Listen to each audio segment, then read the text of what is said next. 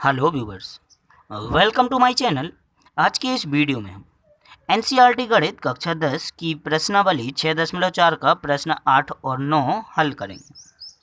तो जैसा कि प्रश्न 8 हमें दिया गया है, त्रिभुज एबीसी और बीडीई दो समबाहु त्रिभुज इस प्रकार हैं कि डी भुजा बीसी का मध्य बिंदु है। त्रिभुजों एबीसी और बीडीई के क्षेत्रफलों का अनुपात है।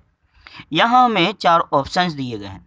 तो सबसे पहले जैसा कि त्रिभुज एबीसी की बात हुई है, यहाँ पे हमने त्रिभुज एबीसी यहाँ ले लिया और जैसा कि कहा गया था कि जो डी है वो बीसी का मध्य बिंदु है, तो ये हो गया हमारा डी। अब यहाँ एक त्रिभुज वीडीई की और बात हुई थी, यह भी हमारा कैसा है, समबाहु त्रिभुज है। तो वीडीई में हमारी भुजा आ रही है बीडी, तो ये रही हमारी बीडी भुजा। अब जितनी बीडी की माप है उतना ही हम डीई और बीई की माप लेकर एक और समबाहु त्रिभुज बनाएंगे।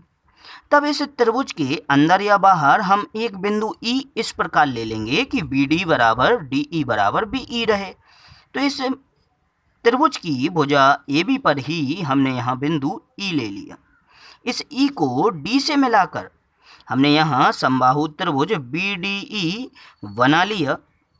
अब हमें करना क्या है, हमें इन दोनों ही समबाहु त्रिभुजों VDE और ABC इन दोनों के क्षेत्रफलों का अनुपात लाना है। तो जैसा कि हमें पता है, चूंकि त्रिभुज ABC व BDE दोनों ही समबाहु त्रिभुज हैं और जैसा कि हमें पता है समबाहु त्रिभुज का प्रत्येक कोण 60 अंश का होता है, तो हमने यहाँ लिख दिया और समबाहु त्रिभुज का प्रत्येक कोण 60 अंश का होता है। अर्थात त्रिभुज ए बी सी के प्रत्येक कोण 60 अंश के और इसी प्रकार VDE के भी प्रत्येक कोण कैसे हो जाएंगे, 60 अंश के।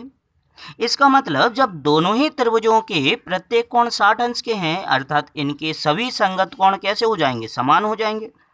तो लिखा जा सकता है, अतः त्रिभुज ए बी सी समरूप कहा जा सकता है त्रिभुज BDE के। और यहाँ हमारी समरूपता कौन सी लग जाएगी, ए समरूपता, क्योंकि यदि दो त्रिभुजों के सभी संगत कोण समान हों तो उन्हें हम समरूप त्रिभुज कहते हैं, अर्थात वे आकार में समान होंगे। तब सबसे पहले हम यहाँ इन दोनों ही त्रिभुजों को समरूप सिद्ध कर दिया और जैसा कि हमें पता है समरूप त्रिभुजों के क्षेत्रफलों का जो अनुपात होता है वह उनकी संगत भुजाओं के अनुपात के वर्ग के बराबर होता है।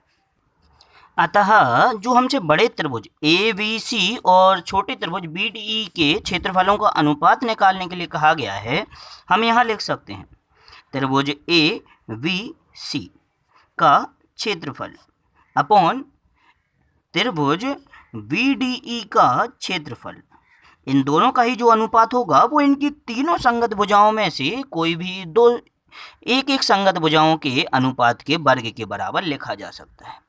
तो जैसा कि यहाँ हमें पता है कि जो D है वो BC का मध्य बिंदु है और BC क्या है, हमारे बड़े त्रिभुज की भुजा और BD हमारे छोटे त्रिभुज की भुजा, और ये दोनों ही आपस में संगत भुजाएं हैं।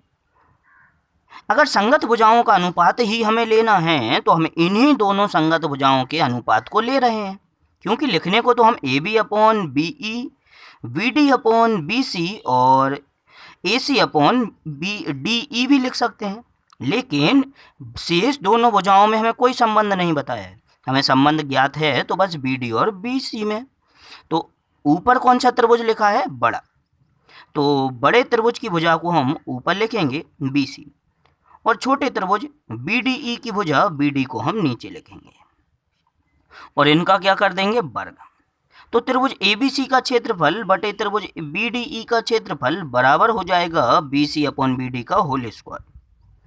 अब जैसा कि हमें पता है जो BC है वो उसका मध्य बिंदु है D, अर्थात BD बराबर होगा DC के, या फिर ऐसा कह सकते हैं हम कि जो BC होगा वो पूरे BD का क्या हो जाएगा, दुगना हो जाएगा।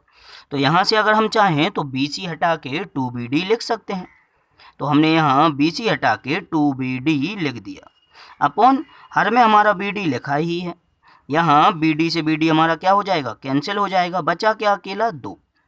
और ऊपर लिखा है हमारा स्क्वायर, तो 2 का स्क्वायर हो जाएगा 4, अर्थात यही हमारा अनुपात हो जाएगा। और नीचे हमारा बचा था 1, तो नीचे आ जाएगा हमारा 1, 2/1 का स्क्वायर 4/1। इस प्रकार यहाँ हमें जो 4 ऑप्शंस दिए गए हैं, इन चारों ही ऑप्शंस में से सी वाला ऑप्शन हमारा क्या हो जाएगा, सही हो जाएगा। तब आंसर हमारा हो जाएगा ऑप्शन नंबर सी, 4:1। अब करते हैं इसी प्रकार हम इस प्रश्न का 9वां भाग। तो 9वां प्रश्न है हमारा, दो समरूप त्रिभुजों की भुजाएं 4:9 के अनुपात में हैं, इन त्रिभुजों के क्षेत्रफलों का अनुपात है। यहाँ हमें 4 ऑप्शंस दिए गए हैं, जिनमें से हमें सही ऑप्शन छांटना है पहले की तरह। तब प्रश्न में हमें पहले ही बता दिया गया है कि दो समरूप त्रिभुज हैं, और यदि दोनों ही त्रिभुज हमारे समरूप हैं और उनकी संगत भुजाएं का अनुपात हमें दिया गया है 4:9। तो अभी इसी प्रश्न के इसी एक्सरसाइज के 8वें प्रश्न में हमने लिखा था, इसके ऊपर वाले में, कि समरूप त्रिभुजों के क्षेत्रफलों का जो अनुपात होता है वह उनकी संगत भुजाओं के अनुपात के वर्ग के बराबर होता है। अर्थात हमें यहाँ पर इन दोनों ही त्रिभुजों के क्षेत्रफलों का अनुपात उनकी संगत भुजाओं के अनुपात के वर्ग के द्वारा ज्ञात कर सकते हैं। तो हमने यहाँ लिख दिया, चूंकि समरूप त्रिभुजों के क्षेत्रफलों का अनुपात उनकी संगत भुजाओं के अनुपात के वर्ग के बराबर होता है, अतः क्षेत्रफलों का अनुपात बराबर हो जाएगा, वही इनकी संगत भुजाएं हैं 4:9 के अनुपात में। तो 4:9 के अनुपात का हमने कर दिया वर्ग, बराबर आएगा 16/81। अर्थात क्षेत्रफलों का अनुपात हमारा आ रहा है 16:81, जो कि हमारा ऑप्शन नंबर डी सही है। तो हम यहाँ लिख देंगे, आंसर हो जाएगा हमारा ऑप्शन नंबर डी 16:81। इस प्रकार हमें इस एक्सरसाइज के दोनों ही प्रश्नों को हल करना था।